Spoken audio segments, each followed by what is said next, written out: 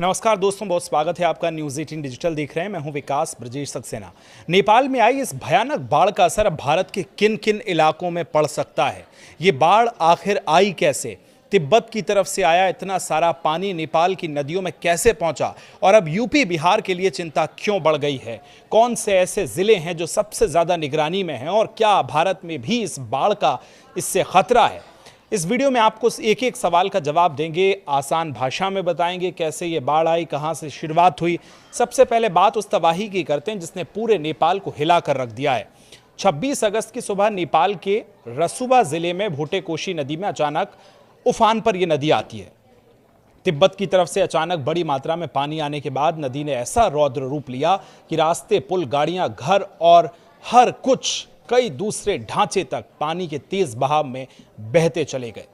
रसुवा के तिमोरे और स्याफ उपरीवीसी में सबसे ज्यादा जो प्रभावित इलाका है वो यही है। और अब सबसे बड़ा सवाल, कितनी अचानक बाढ़ कैसे आ गई? इतना सैलाब जो आपने सालों में नहीं देखा होगा, दशकों में नहीं देखा होगा। क्या बिल्डिंग्स, क्या मकान, क्या बड़ी बड़ी इमारतें, कार, सब कुछ जो इसकी चपेट में आया बहता चला गया। शुरुआती जो जानकारी आई उसके मुताबिक पहाड़ी इलाके में बर्फ और चट्टानों के बड़े मलबे के खिसकने यानी ग्लेशियर के खिसकने का रास्ता प्रभावित हुआ और अचानक से बड़ी मात्रा में पानी नीचे की तरफ बढ़ा। नेपाल के विदेश मंत्री ने संभावित भूकंपीय गतिविधि और उसके बाद हिमस्खलन की आशंका की बात कही, लेकिन इसकी सटीक वजह अभी आनी बाकी है। क्या और वजह रही हैं उस पर अभी डिस्कशन होंगे। लगातार जांच नेपाल सरकार की तरफ से की जा रही है, लेकिन फिलहाल किसी एक वजह से जोड़ना ऐसे जल्दबाजी होगी। लेकिन अब इस पूरी घटना में भारत के लिए चिंता की वजह क्या है?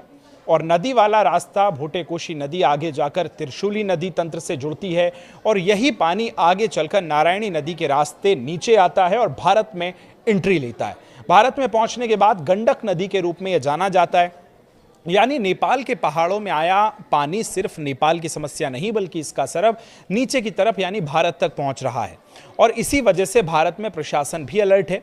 उत्तर प्रदेश में सबसे ज्यादा महाराजगंज, कुशीनगर ये जो हाई अलर्ट पर हैं। मुख्यमंत्री योगी आदित्यनाथ ने दोनों जिलों के प्रशासन को पूरी तरह से सतर्क रहने के लिए भी और नदी के जलस्तर पर लगातार नजर बनाने की जरूरत पड़ने पर निचले इलाकों में लोगों को सुरक्षित स्थानों पर पहुंचाने के लिए तैयारी के निर्देश दिए हैं।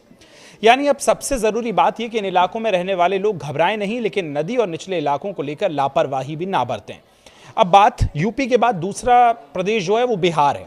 नेपाल से आने वाली गंडक नदी बिहार में प्रवेश करने के बाद कई जिलों से होकर गुजरती है, जिसमें सबसे पहले पश्चिमी चंपारण हुआ, पूर्वी चंपारण, गोपालगंज हुआ, सारण हुआ, मुजफ्फरपुर हुआ और वैशाली जैसे इलाकों में पानी के स्तर पर लगातार निगरानी की जा रही है।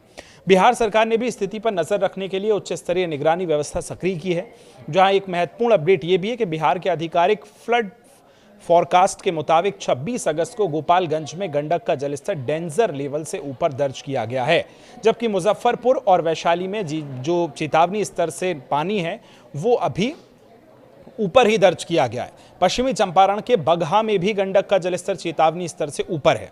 हालांकि यूपी को लेकर एक जरूरी बात समझना जरूरी है कि अभी एक जो अधिकारी हैं उनके मुताबिक नेपाल की इस फ्लैश फ्लड से यूपी में बड़े पैमाने पर बाढ़ आने की आशंका फिलहाल नहीं है।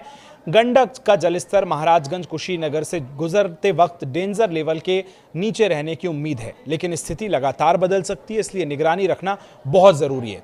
तो ये पूरी कहानी को एक लाइन में अगर हम आपको समझाएं तो ये आप ये समझिए कि नेपाल के पहाड़ों में अचानक आई भीषण बाढ़, भोटेकोशी के से आगे बड़ी नदी तंत्र से ये बढ़ा पानी और अब भारत में गंडक नारायणी जल स्तर पर नजर।